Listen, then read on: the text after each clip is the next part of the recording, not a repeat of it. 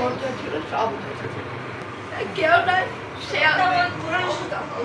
কোরআন শরীফ কেন বুঝে যাও এটা মনে দিয়ে ওই কোরআন শরীফে তো গুনাহ হয় আমি যে ফরিদপুরে আসছি তো ভাইয়া কোরআন শরীফ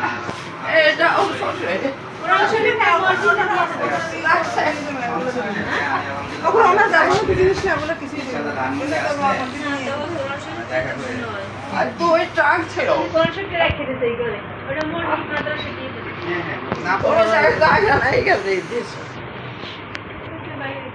ওই এসে সব কোমাটো কাটে দে না এমনি সরে গেছো বুঝুস বাবার সাথে হ্যাঁ হ্যাঁ আচ্ছা আচ্ছা দেখি আমি আপনার পাই কিনা এখন ঈদ মোমেন্টে তো বুঝছেন এই তো সমস্যা